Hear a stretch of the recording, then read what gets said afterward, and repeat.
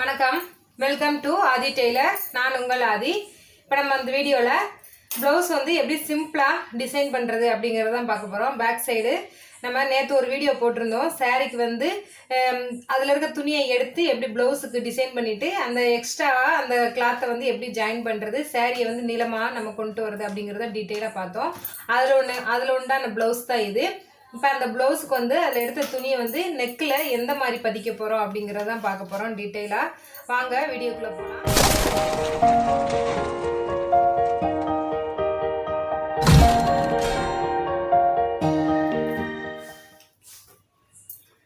இப்போ நான் அந்த சேலை துணியில் கழுத்து என்ன கழுத்து எடுத்துருக்கணும். இங்கே வந்து இந்த சேப் மாணிக்கு கொண்டு வந்து கீழே மட்டும் நல்லா கொஞ்சம் வளைவாக கொண்டு வந்து ஒரு நெக் மாடல் சிம்பிளாக தான் எடுத்திருக்கேன். இந்த நெக் மாடலுக்கு நான் வெளியில் கிளாத் வந்து ஒரு பூ டிசைன் மாணிக்கு நம்ம டைமண்ட்லேயும் பூ டிசைன் மாணிக்கு கொண்டு வர்ற மாணிக்கு சேஃப் வந்து கொடுத்துருக்கேன். இது வந்து இப்போ நல்லா ட்ரெண்டிங்கில் இருக்கிற மாடல் தான். இந்த சேஃப் கொடுத்து இந்த நெக்கில் நம்ம பதிச்சு தைக்கும்போது பார்க்க வந்து ஃபினிஷிங் வந்து அழகாக இருக்கும். இதுக்கு மேலே இந்த ரோஸ் கலர்லேயேவும், அதாவது இந்த பிங்க் கலர் ப்ளவுஸ் துணி இருக்குல்ல, அதை நம்ம ஒரு 4 இன்ச்சுக்கு மடிச்சடிச்சு அதை இதில் மேலே பதிக்கும்போது நமக்கு பார்க்குறதுக்கு நல்லா அட்ராக்டாக நல்லா எளிமையாகவும் இருக்கும். ஆனால் நல்ல டிசைன் வந்து எடுப்பாகவும் தெரியும். இப்போ இதுக்கு வந்து நம்ம என்ன பேக் சைடு நெக்கு எடுத்திருக்கோமோ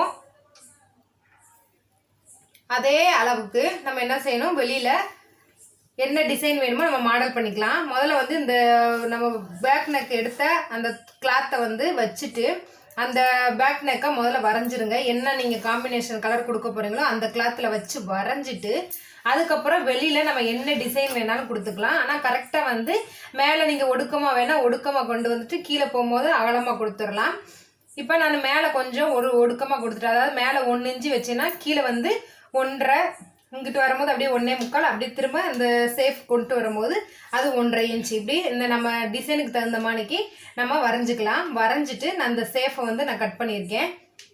இப்போ நம்ம இந்த சென்டர் கிளாத்தை வந்து நம்ம கட் பண்ணக்கூடாது. ஏன்னா இது வந்து நம்ம ப்ளவுஸில் வச்சு நம்ம அப்படியே தச்சு திருப்ப போகிறோம். அப்படிங்கும் போது இந்த கிளாத்தை வந்து நம்ம கட் பண்ண தேவையில்லை. இதை மட்டும் சென்டர் பாயிண்ட்டை மார்க் பண்ணிட்டு நீங்கள் பிகினஸாக இருந்தீங்கன்னா இந்த நீங்கள் ப்ளவுஸ் பிட்லேயுமே இந்த இது வந்து நம்ம ஜாயின் பண்ணி வச்சுருக்கோம். அதாவது இப்போ நான் லைனிங்கும் இந்த ப்ளவுஸ் கிளாத்தும் நான் ஜாயின் பண்ணி வச்சுருக்கேன். நீங்கள் பிகினர்ஸ்லாம் இருக்கும்போது இந்த இதையும் நீங்கள் கட் பண்ணாதீங்க. அப்போ தான் நீங்கள் சென்டர் வச்சுட்டு கரெக்டாக அந்த சேஃப் கொடுக்கும்போது உங்களுக்கு கரெக்டாக இருக்கும். இப்போ நான் இதை சென்டரை மார்க் பண்ணிவிட்டு இந்த இடத்துல பின் குத்திட்டு நான் அடித்து அப்படியே திருப்ப போகிறேன். அதுக்கு வந்து முதல்ல இதை ரெடி பண்ணிக்கிறேன். இதை ரெடி பண்ணுறதுக்கு இந்த இதை 2ஆக இப்படி ஓப்பன் பண்ணிவிட்டு என்ன செய்கிறோம், இந்த சைடை மட்டும் நம்ம என்ன செய்கிறோம், கம்ப்ளீட்டாக அடித்து விட்டுறோம். 4 இன்ச்சு கணத்துக்கு இருக்கிற மணிக்கு கரெக்டாக இதை ஜாயின் பண்ணி அடித்து திருப்பணும். இந்த பாகத்தை இதை அப்படியே அடித்து திருப்பிடலாம். இப்போ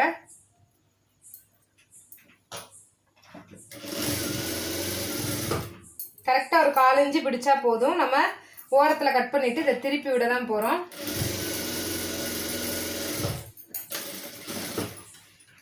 இது கேன்வாஸ் வைக்காமையவும் நம்ம சிம்பிளாக கிளாத்லேயே பண்ணுற டிசைன் இது.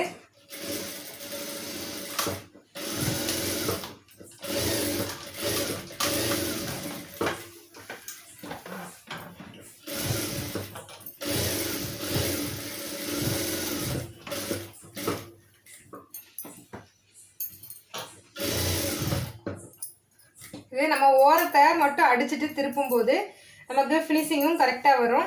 அதில் வச்சு நம்ம அப்படியே அடித்து திருப்ப வேண்டியதாக, வேலை சிம்பிளாக முடிஞ்சிடும்.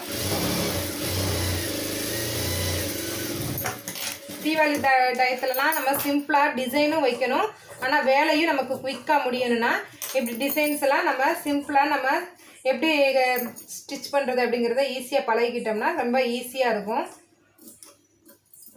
இதில் நீங்கள் லேஸ் பதிக்கனான்னு பதிச்சுக்கலாம். நான் லேஸ் பதிக்கலை.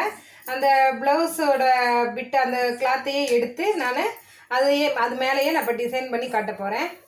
இப்போ இதை ஓரத்தில் கட் பண்ணியாச்சு. இதை பரட்டி விட்டுட்டு கரெக்டாக அந்த தையல் எந்தெந்த இடத்துல இருக்கோ அதெல்லாம் நம்ம நல்லா விரலால் நீவி விட்டோம்னா அந்த சேஃப் வந்து நமக்கு கரெக்டாக வந்துடும்.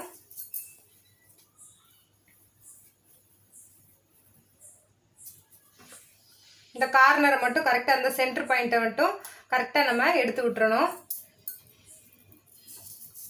இது நீங்கள் இப்படி தடவினீங்கனாலே கரெக்டாக ரெண்டையும் இப்படி லேசாக நம்ம இப்படி டச் பண்ணும்போதே நமக்கு அந்த சேஃப் வந்து கரெக்டாக கிடச்சிரும். கார்னரில் மட்டும் நல்லா ஒரு ஊசியை வச்சு எடுத்து விட்டுருங்க.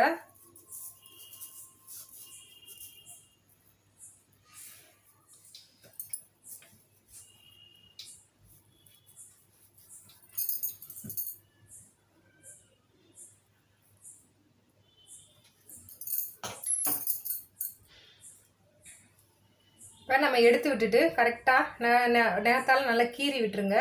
கீறி விட்டுட்டு கரெக்டாக இந்த ஒட்டி இந்த கார்னரை ஒட்டி நம்ம தையல் போட்டுகிட்டே வரலாம்.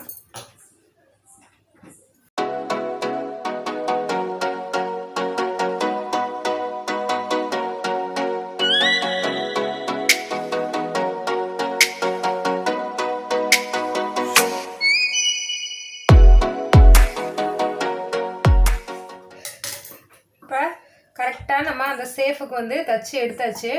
இந்த கார்னரில் மட்டும் தான் தையல் போட்டிருக்கோம். இப்போ நம்ம எந்த மேட்சிங்காக நம்ம நூல் போட்டிருக்கோம், கீழே வந்து அந்த பிங்க் கலர் வந்து நூல் இருக்குது. அப்படிங்கும்போது இந்த சைடு தான் நமக்கு இதை அடித்து திருப்பும் போது இந்த பக்கம் மேல் பக்கமாக வர்ற மாதிரிக்கு பார்த்துக்கோங்க. இப்போ இந்த கிளாத் வந்து தேவை கிடையாது. இது நம்ம நெக் அளந்து நம்ம அதே ஷேப்பில் மார்க் பண்ணுறக்காண்டி தான் அந்த துணியை நம்ம வச்சுருந்தோம். இந்த துணி வந்து நமக்கு தேவை கிடையாது.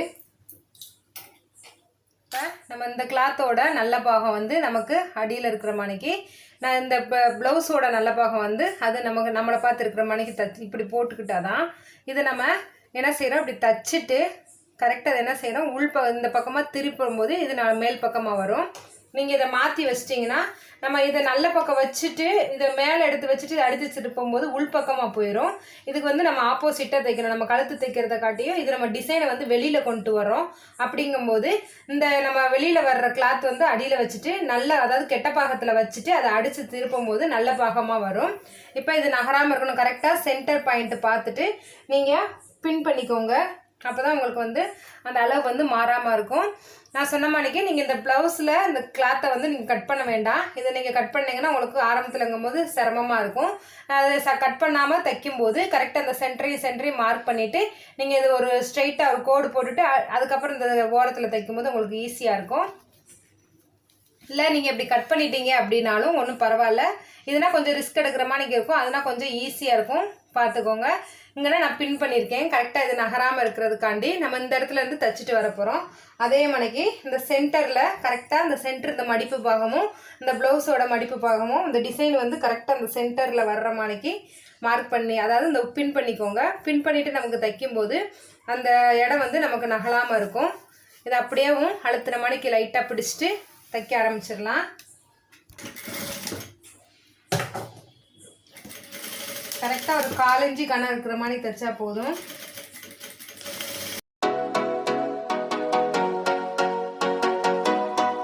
பெண்டெல்லாம் போடும்போது கரெக்டாக அந்த ஷேப் பார்த்து கொடுத்தீங்கன்னா உங்களுக்கு கழுத்து வந்து அழகாக வரும். இப்போ நம்ம தச்சு முடிச்சுட்டு இந்த பின்னை எடுத்து விட்டுருங்க.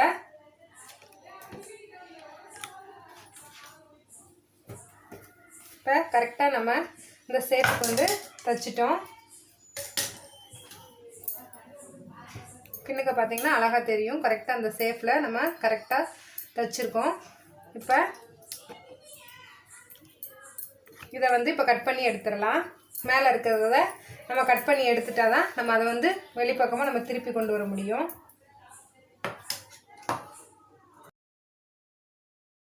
கட் பண்ணி எடுத்துகிட்டு கரெக்டாக அந்த கார்னரு எங்கெங்கன்னு வளைவெல்லாம் வருதோ அந்த இடத்துல நம்ம கிராஸாக கட் பண்ணி விட்டால் தான் நமக்கு அழகாக திருப்பி கொடுக்கும்.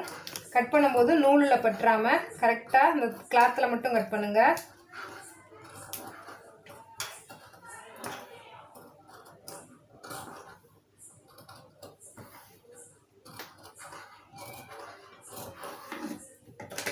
இப்போ இந்த பக்கத்தை கரெக்டாக நம்ம விரலை வச்சு கூட நல்லா லைட்டாக ப்ரெஸ் பண்ணிக்கோங்க. இப்படி நம்ம திருப்பி விடும்போது நமக்கு கரெக்டாக அந்த சேஃப் கிடைக்கணும். இப்படி ப்ரெஸ் பண்ணிவிட்டு நம்ம அது மேலே ஸ்டிச் பண்ணும்போது நமக்கு சேஃப் வந்து கரெக்டாக கிடைக்கும். இந்த பெண்டு பாகத்துலலாம் கரெக்டாக எடுத்து விட்டுட்டு லைட்டாக சேஃப் கொடுத்துருங்க. இந்த இடம் வந்து நமக்கு சென்டரில் வந்து வளைவாக வரும்.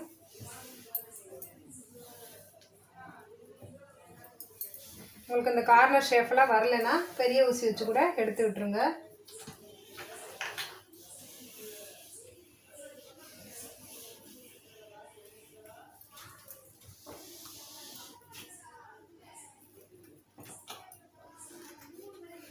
இப்போ இதுக்கு மேலே நம்ம தையல் போட்டுடலாம். கரெக்டாக இந்த கிளாத் பாகம் வந்து மேலே தெரிஞ்சிடக்கூடாது. ப்ளவுஸ் கிளாத்து நமக்கு இந்த டிசைனர் கிளாத் மட்டும்தான் மேலே தெரியணும்.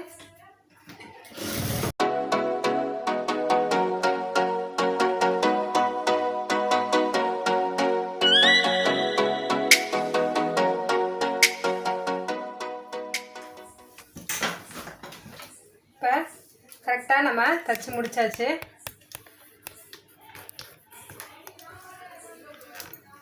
இப்போ இந்த சென்டரில் இந்த பூ டிசைன் வர்ற மணிக்கு வச்சுட்டு கரெக்டாக இந்த சேஃப் வந்து கரெக்டாக இருக்கிற மணிக்கு வெளியில் ஒரு தையல் அழுத்தி பதிகிற மணிக்கு போட்டுடலாம்.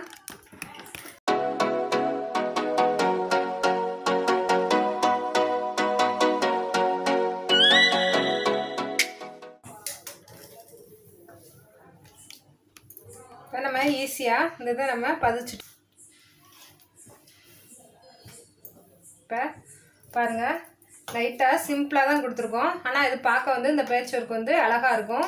இப்போ நம்ம தீபாவளி நேரத்தில் ரொம்ப குயிக்காக ஈஸியாக தைச்சி முடிக்கிற மாதிரிக்கு ஒரு மாடல் தான் இது. இப்போ இதில் வந்து நம்ம ஒரு டிசைன் மட்டும் கொடுக்குற மாதிரிக்கு இங்கனக்குள்ளே மட்டும் லைட்டாக இந்த நம்ம ப்ளவுஸ் கிளாத்லேயே நம்ம எடுத்து வச்சுருக்கோம். அதை நான் வந்து ஒரு கிராஸ் பீஸாக எடுத்துகிட்டு ஜாயின் பண்ணி வச்சுருக்கேன். இதை வந்து நம்ம என்ன செய்யணும், ரெண்டு அப்படி மடிச்சுக்கணும். மடித்து நம்ம தைச்சிட்டு தேவையான அளவுக்கு கட் பண்ணி எடுத்துட்டு நீங்கள் அந்த இடத்துல மட்டும் நீங்கள் டிசைன் பண்ணனா டிசைன் பண்ணிக்கலாம். இல்லை இப்படியே இருக்கிறதுனால நீங்கள் விட்டுறலாம். அது கொஞ்சம் வைக்கும்போது இன்னும் கொஞ்சம் வந்து அந்த டிசைன் வந்து எடுப்பாக தெரியும்.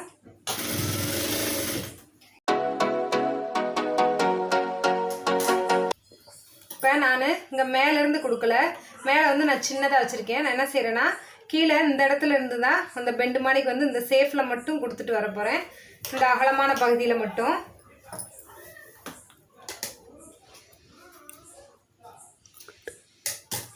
இப்போ நம்ம இந்த இடத்துல கரெக்டாக இந்த நம்ம பாஸ் ஷேப் மாணிக்கு வருதுல அந்த இடத்துலேருந்து நான் வந்து ஸ்டார்ட் பண்ண போகிறேன். இதெல்லாம் உங்களுடைய விருப்பம் தான். நீங்கள் இதுக்கு மேலே எப்படி டிசைன் பண்ணணுமோ டிசைன் பண்ணிக்கலாம். இது சிம்பிளாக இருக்குன்னா நம்ம இன்னொரு ஸ்டெப்பு கூட இந்த இடத்துல கொடுக்கும்போது பார்க்க அழகாக இருக்கும். இப்போ நம்ம இதை பதிச்சுட்டு இந்த சைடு இன்னொரு ஒரு இதே கிளாத்தை நம்ம இதே ஷேப்லேயே எடுத்து வச்சுக்கோங்க. 1.5 இன்ச்சு அகலத்தில். உங்களுக்கு இந்த இதோட போதும், சிம்பிளானது தான் வேணும்னா இதோட விட்டுருங்க. இதுக்கு மேலே இன்னும் கொஞ்சம் நம்ம டிசைன் பதிக்கிற மாதிரி வேணும்னா 1.5 இன்ச்சு பீஸ் வந்து கிராஸ் பீஸாக இதை எடுத்து வச்சுக்கணும். எடுத்து வச்சுட்டு இதை ரெண்டாக மடிச்சுட்டு கரெக்டாக அந்த ஓரத்தில் வந்து தையல் போட்டுக்கோங்க. இப்படி தையல் போட்டுட்டு நம்ம கரெக்டாக அந்த இடத்துல மடித்து வச்சு பதிக்கும்போது பார்க்க நல்லா எடுப்பாக தெரியும். நீங்கள் இல்லாட்டி இதே கலரில் லேஸ் வச்சுருந்தீங்கன்னா நீங்கள் லேஸை கூட யூஸ் பண்ணிக்கோங்க. இல்லை காசை மிச்சப்படுத்தணும், அந்த ப்ளவுஸ் துணியிலே நம்ம தைச்சி கொடுக்கணும் அப்படின்னு நினச்சிங்கன்னா இந்த துணியிலே நீங்கள் டிசைன் வச்சுக்கலாம். இந்த 1.5 இன்ச்சு பீஸ் எடுத்து அதை ரெண்டாக மடிச்சடிச்சு அந்த கார்னரை கரெக்டாக உள்ளே போகிற மாதிரி வச்சு மேலே இந்த பீஸை நம்ம மடிக்கும் போது பார்க்க நல்லா அழகாக இருக்கும். இது தைக்கும் போது மட்டும் உங்கள் இழுத்துறக்கூடாது, லைட்டாக லூஸ் கொடுத்துக்கிட்டே தைக்கணும். நான் அந்த பாஸ் சேஃப் வச்சுருக்க இடத்துல இருந்து கொஞ்சம் வெளியில் விட்டுக்கிறேன். ஏன்னா அந்த இடம் வந்து நம்ம மடித்து அந்த இடத்துல சேஃப் கொடுக்கணும். கரெக்டாக ஒரு இந்த சேஃப் வந்து எதில் எப்படி கொடுத்துருக்கோமோ அதே சேஃப்லேருந்து தைச்சிட்டு கொண்டு வர மாதிரி பார்க்கணும். நீங்கள் இந்த கலர் மாற்றினீங்கன்னா அதே கலருக்கு நீங்கள் நூலையும் மாற்றிக்கணும். மேலே வந்து லைட்டாக கொஞ்சம் மடித்து வைக்கிற மாதிரி பார்த்துக்கோங்க.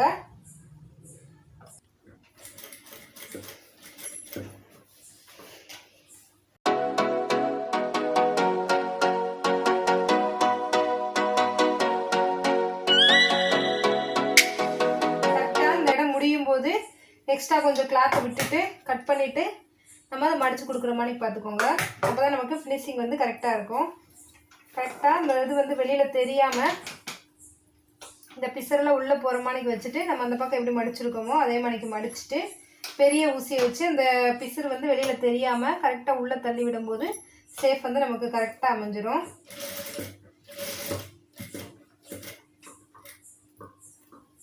அப்படியேவும் திருப்பி அது மேலே இன்னொரு தையல் நம்ம போட்டுட்டு வந்துடலாம்.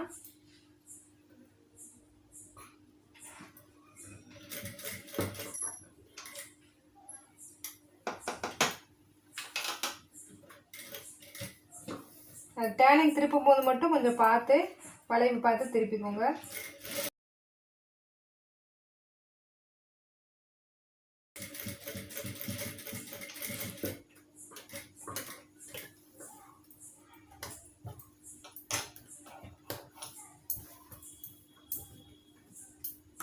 இப்போ நம்ம கரெக்டாக கரெக்டாக அந்த சேஃப் வந்து கொடுத்தாச்சு. இப்போ பார்க்கும்போது இந்த டிசைன் வந்து இன்னும் கொஞ்சம் அழகாக தெரியுது. இப்போ இதுக்கு மேலே வெளியில் ஒரு ஸ்டெப்பு வைக்கணும்னா வைக்கலாம், இல்லாட்டி நீங்கள் இதோட முடிக்கணும் முடிச்சுக்கலாம். நான் லைட்டாக மட்டும் இதே கலரில் துணி இதே மணிக்கு தைச்சி வச்சுருக்கேன்.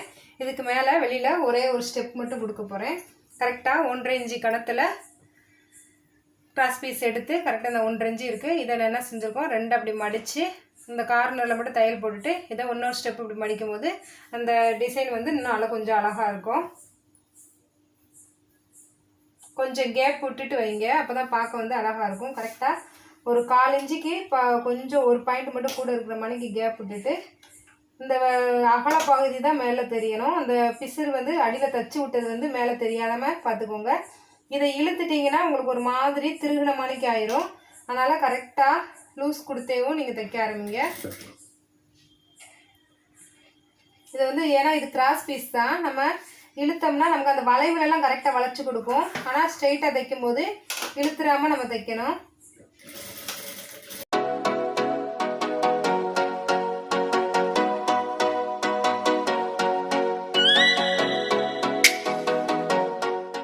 கார்னர் வரும்போது இந்த பூ ஷேப் வந்து நமக்கு தெரியணும். கரெக்டாக அந்த இடத்துல துணியை மடித்து வச்சுட்டு மேலே எந்த இடம் இந்த சென்டர் பாயிண்ட் வந்திருக்கோ நம்ம ஏற்கனவே வச்ச டிசைன் கிளாத் வந்து அதே ஷேப்பில் வந்து கரெக்டாக அந்த ஷார்ப்பாக அந்த பகுதி நிற்கிற மாதிரி பார்த்துக்கோங்க.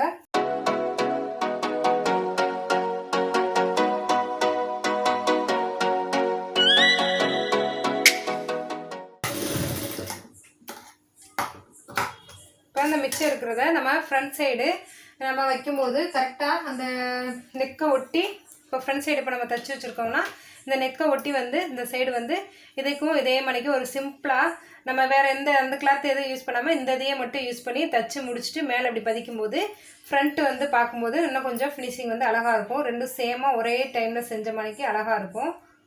இப்போ நான் பேக் சைடு மட்டும்தான் உங்களுக்கு ஸ்டிச்சிங் பண்ணி காட்ட போகிறேன். இது ஃப்ரண்ட் சைடு வந்து இப்படி வச்சா நல்லாயிருக்கும். நீங்கள் உங்கள் விருப்பப்படி வேறு இல்லாட்டி இந்த இப்படி கோடா கூட வைக்கலாம். இப்போ நிறைய டிசைனாக போடுறாங்க சீரியல் எல்லாம். இப்போ இப்படி இதே கோடா 2ஆக கூட வச்சுக்கலாம், 2, 3 இப்படி கொஞ்சம் கொஞ்சமாக அந்த கார்னர்லேருந்து கொண்டு வந்து கிராஸாக கொண்டு வந்து முடிகிற மணிக்கு வச்சுக்கலாம். இது நம்மளுடைய இமேஜின் தகுந்த மணிக்கு நம்ம டிசைன் பண்ணிக்கலாம். இப்போ பாருங்கள், முதல்ல அந்த இது மட்டும் வச்சுருக்கும் போது ரொம்ப சிம்பிளாக இருந்துச்சு. இப்போ எக்ஸ்ட்ரா அந்த பீஸ் இன்னொன்று வைக்கும்போது அப்படியே பார்க்க நல்லா கிராண்ட் லுக் மாதிரிக்கு இருக்குது. இப்போ இது ஒன் சைடு தான் அடிச்சிருக்கோம். கரெக்டாக அந்த கார்னரில் ஒரு தையல் போட்டுடலாம். நம்ம லேஸ் வச்சாலும் இன்னும் கொஞ்சம் எடுப்பாக தான் தெரியும், இருந்தாலும் நமக்கு அது காசு மிச்சம். இது வந்து நம்ம உழைப்பினால கையிலேயும் அதாவது நம்ம இருக்கிற கிளாத்லேயே நம்ம யூஸ் பண்ணி தைக்கும்போது நமக்கு பார்க்கவும் நல்லா ஃபினிஷிங்கும் அழகாக இருக்கும். ஒருத்தவங்க டிசைனர் கிளாத்னா ரொம்ப யோசிப்பாங்க, ரொம்ப காசு கூட வரும் அப்படின்னு. நம்ம அவங்களுக்கு கிளாத்லேயே இப்படி டிசைன் பண்ணி கொடுக்கும்போது அவங்களும் நல்லா விரும்புவாங்க. நல்லா விலை கம்மினாலும் நல்லா டிசைன் பண்ணி கொடுத்துருக்காங்களேன்னு அடுத்தடுத்து நமக்கு கஸ்டமர்ஸும் நிறைய வருவாங்க.